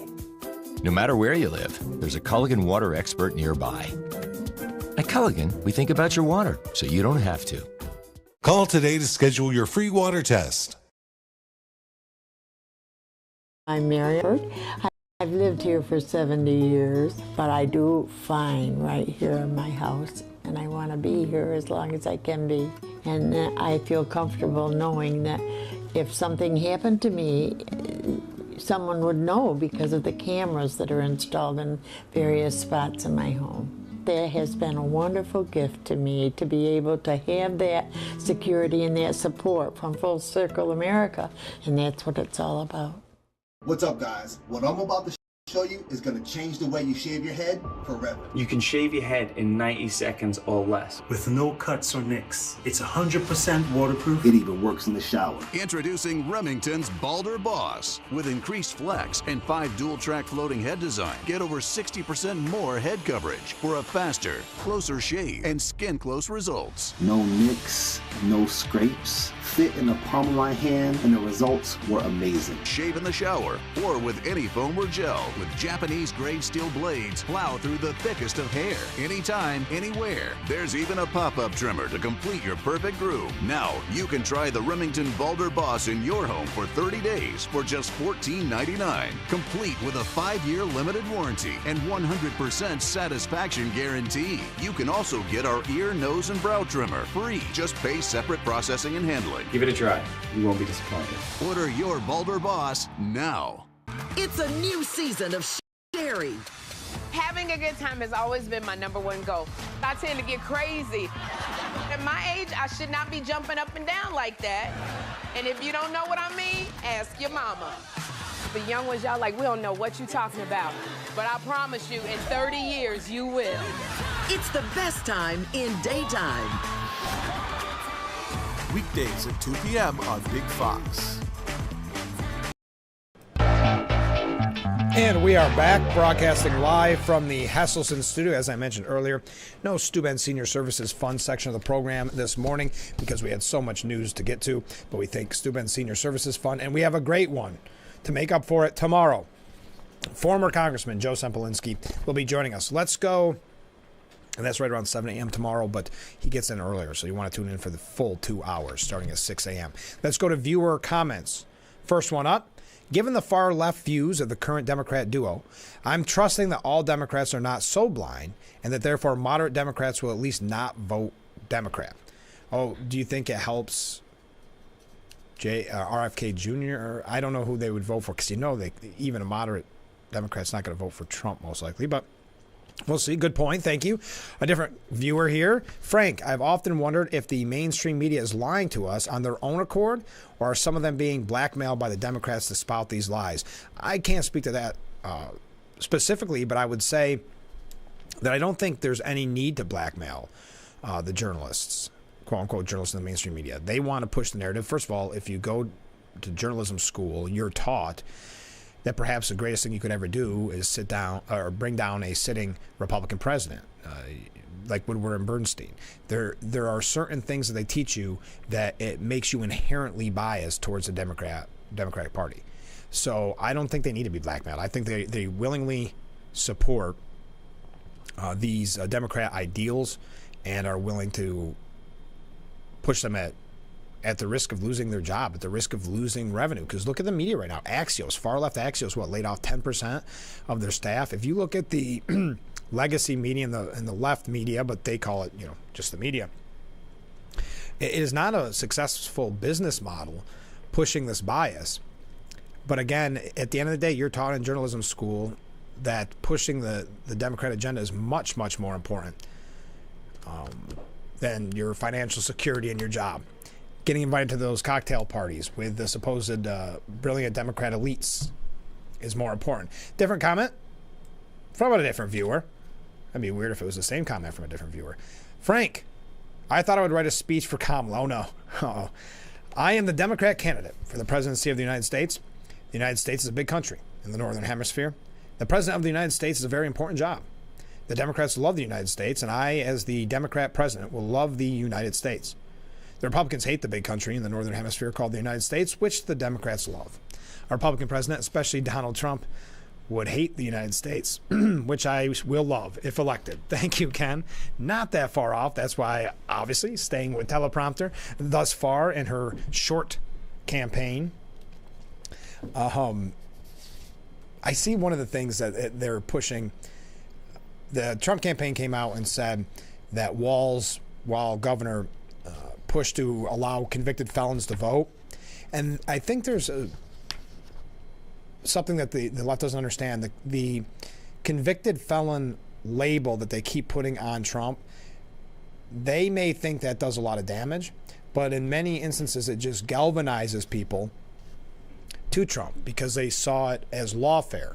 So they're just saying such things as, does somebody want to tell him that he's a convicted felon, that he shouldn't be running for president? I don't know. I think they missed the point entirely on that. Kamala Harris and Tim Walz, in their first appearance together, push an AR-15 ban. That's, they did the old narrative. It's kind of like when someone tells you that they're an independent or that they're registered Republican, but they always vote Democrat, and you go, oh, that's just a label. You're trying to give yourself some street cred that you're better than the actual party once you got in there. The same thing goes with this. Oh, Walz is a gun owner, big gun supporter. But, quote, he realizes we need reasonable gun safety laws in America. For the first time, Tim Walz and Kamala Harris affirmed their joint support for firearm registration checks, gun confiscation laws, and banning commonly owned firearms. That was coming from the gun owners of America. Oh, thanks for the waves coming in. But there is a lot. I don't even know if I want to get into this because we're going to learn a lot about it. And I do have a couple things I want to talk about outside of Walz, if you can believe it. But there's definitely some interesting points in Walz's background that normally is not what you look for in a VP candidate. According to the New York Post, Walz was once arrested for drunk driving after he was pulled over for driving more than 40 miles per hour above the speed limit. Walz, 60, who was 31 at the time and worked as a teacher, was caught on police radar driving his silver Mazda 96 miles per hour in a 55 zone just before midnight, September 23rd, 1995. When the trooper approached his window, he detected, quote, a strong odor of alcoholic beverage, end quote, emanating from the vehicle. After flunking a field sobriety test, he submitted to a breath test, which pegged his blood alcohol level at 0.128, well above the state's legal limit of 0.08. He was arrested and taken to Dawes County Jail. He was given a blood test, but those results could not be immediately confirmed. He then pleaded the charges down to reckless driving, which required him to admit that he drove a vehicle in a manner as to indicate an indifference or wanton disregard for the safety of persons or property. After accepting the plea deal, his lawyer attempted to explain that his client was speeding because he thought the trooper was, quote, somebody chasing him. Alleged he didn't fire up the light bar in a timely fashion. I was surprised to learn that. That's normally kind of disqualifying, but they said that not just because of the progressive agenda, but Harris and him just kind of hit it off lately. I know that they're coming out with some of the people that were in his battalion, his National Guard battalion, not saying the kindest thing about Walls, saying that he left the battalion, quote, hanging and slithered out the door, end quote, before the Iraq deployment. In a letter posted to Facebook in 2018, as he first ran for governor, retired Command Sergeant Major Thomas Behrens and Paul Herr said Walls retired from his 24-year tenure in the National Guard after learning that the battalion would be deployed to Iraq, despite allegedly assuring his fellow troops he would join them. I don't want to read the whole speech. I'm sure you found this for yourself already. That is at the New York Post. So just things we're reporting on that you probably won't see from that legacy mainstream media. Harris's pick of Tim Walz failed to act as the BLM rioters burned Minneapolis in 2020. That's what a state Senate panel found. Over 1,000 businesses were burned and a police station was burnt to the ground. He was accused by the Republican-controlled Minnesota Senate's Joint Transportation and Judiciary and Public Safety Committee of delaying the deployment of the National Guard, failing to coordinate with local police, downplaying the possibility of riots, and allowing his adult daughter to access confidential information about law enforcement movements that put first responders at risk during the 4 days of rioting that swept through the Twin Cities. So giving protesters warning, having his daughters check those records so that they knew where and where not to be. Again, we knew this from the beginning, but this is who was selected yesterday. So I would love to hear your opinion on it. Now, if you were a Shapiro supporter, maybe you're a resident PA, what are your thoughts of not picking Shapiro, which, as one article said, both left, right, and center all agreed was probably the best choice. Love to hear your thoughts. Keep those comments coming in, and we'll be right back with Frankly Speaking here on WYDC TV. Big Fox, please stay with us.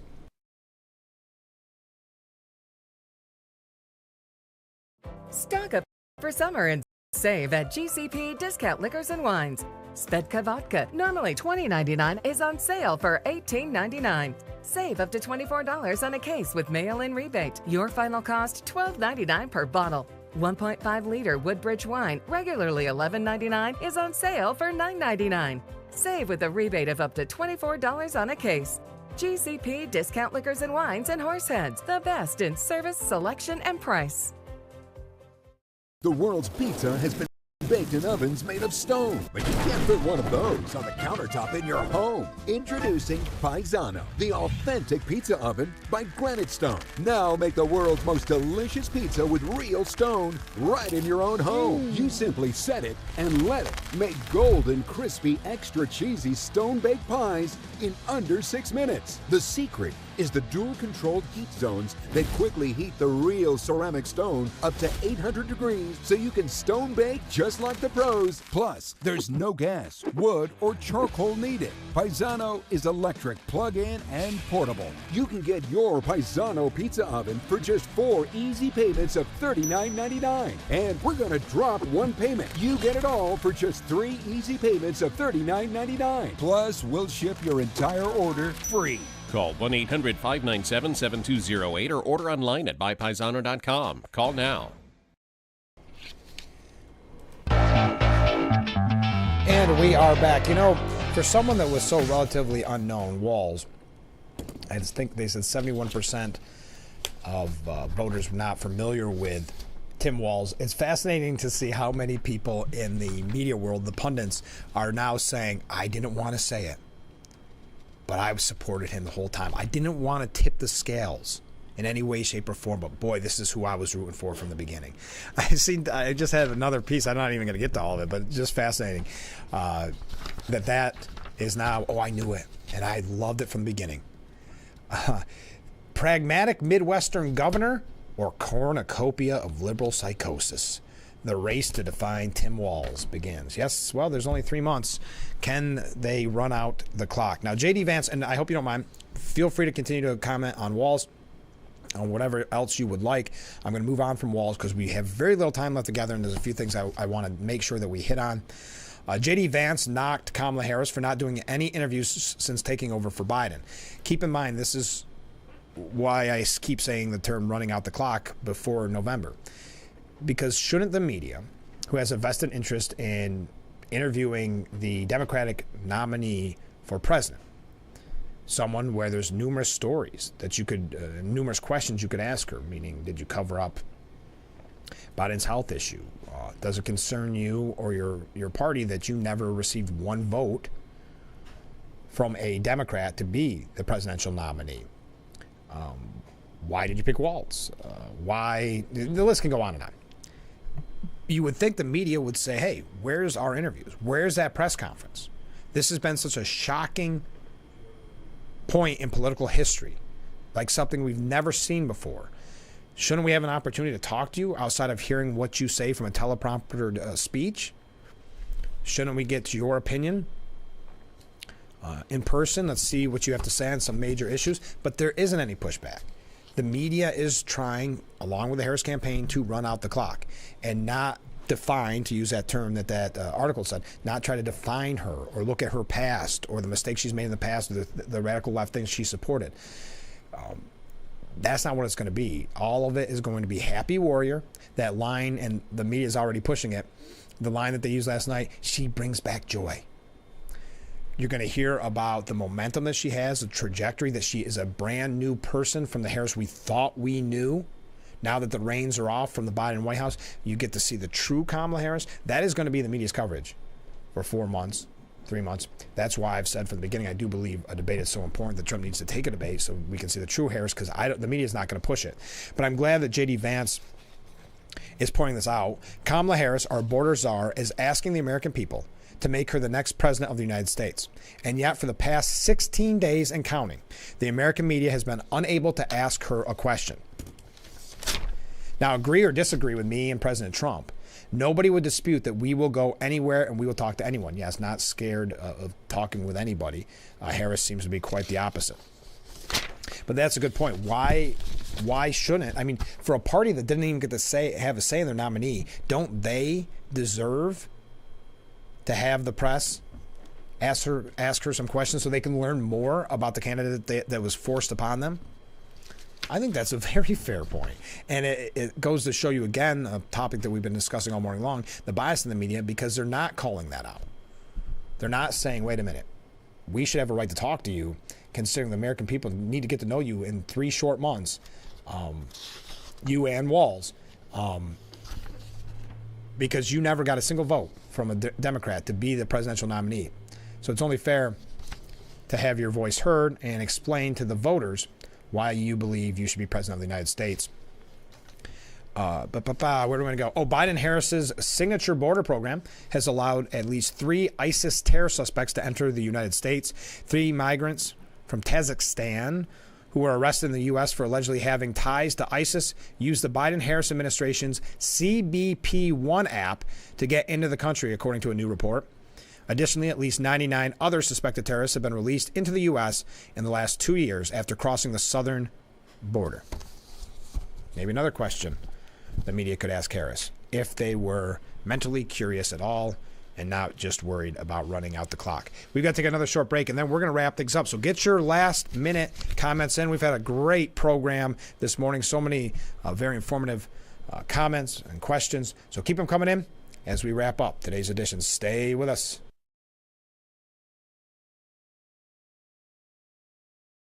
We are proud to serve our country, to serve our local communities, to wear the uniform, to be a soldier, to serve abroad when and where duty calls. We are ready to stand with our brothers and sisters to defend, to serve, to fight. We're always ready, we're always there. We are the New York Army National Guard. Hi, I'm For over 40 years, the Blaze Alexander family dealerships have been making car buying easy, affordable, with respect for your time. And we do that by treating all of our customers like family. By making sure you get the lowest rates, biggest discounts, and most for your trade. By providing clean, comfortable, and convenient service. By offering the largest selection of new and pre-owned vehicles every day. Visit a Blaze Alexander family dealership where we're taking the deals the other guys won't. Something with a diamond in it. Diamondback rattlesnake. It's in the name.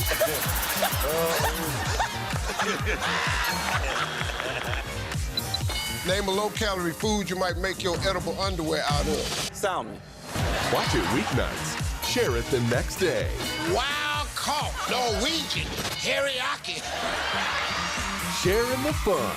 Weeknights on Family Feud. 7 and 7:30 on Big Fox.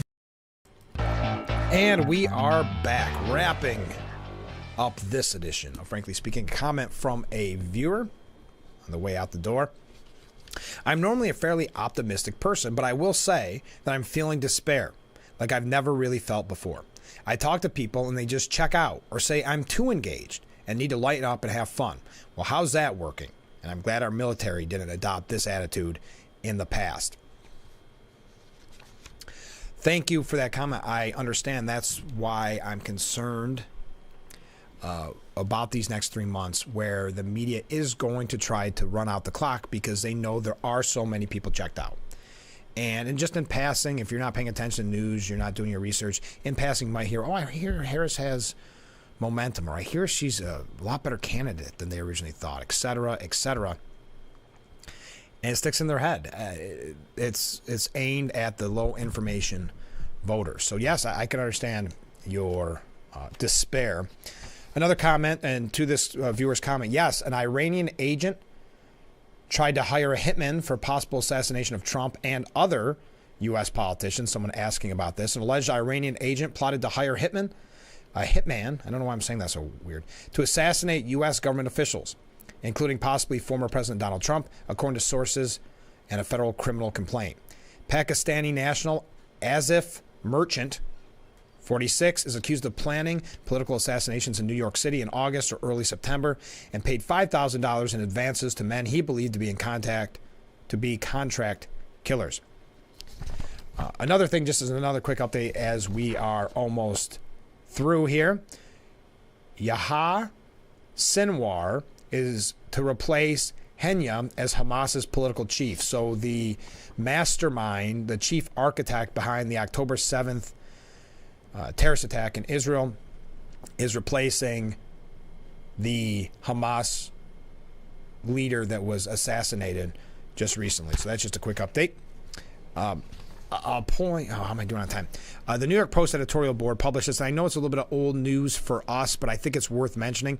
At long last, a corrupt New York public official has been forced to forfeit their taxpayer-provided pension after being convicted and sentenced to prison. That is Steuben County Village Clerk Ursula Stone, who allegedly stole $1.2 million over her 19-year career. She was prosecuted under the state's anti-corruption law, and she has agreed to give up her $1,920 monthly pension. This is, unfortunately, new in New York State. This is the first such forfeiture in New York State history. We wish, this case, this is from Tom DiNapoli, our comptroller. This case should send a clear message that those who dishonor their public office will face serious consequences. We wish, says the New York Post editorial board, but all too many politicians will fight back a lot harder and more cleverly than an upstate town clerk, yes, right out of Addison. And never mind that voters overwhelmingly support stripping pensions from public officials and state workers convicted of felonies related to their duties. Such forfeitures weren't even possible until the legislature passed an ethics reform in 2011, and voters amended New York State's Constitution in 2018 to allow it, and yet this is the first time it's been used. But how many district attorneys will take the political risk of going after more powerful politicians other than a Addison clerk? And who will dare to do the investigation? While the law now allows for the basic justice, we fear New York's political culture will still shield the worst offenders. Hey, congratulations to Corning Inc. Corning Advanced Optics made the glass mirror for the Vera C. Rubin Observatory, which I was not familiar with until today. having seen this article on the Empire Report. But the Rubin Observatory is a federal project jointly funded by the U.S. National Science Foundation and the U.S. Department of Energy Office of Science, and it is located in Chile and is groundbreaking new astronomy and astrophysics observatory. Well, congratulations to Corning Inc. All right, we are out of time for today's edition of Frankly Speaking. Tomorrow on the program, fan favorite, former congressman, current assembly candidate, current chairman of the Steuben County Republican Party, Joe Sempolinski will be our guest in the studio tomorrow. So get your questions in ahead of time or live during the show. We'll have so much to catch up on, so much to talk about on tomorrow's show you can only imagine. So tune in every weekday morning starting at 6 for Frankly Speaking, only on WYDC TV. Big Fox, we will see you bright and early tomorrow morning. I look forward to it already.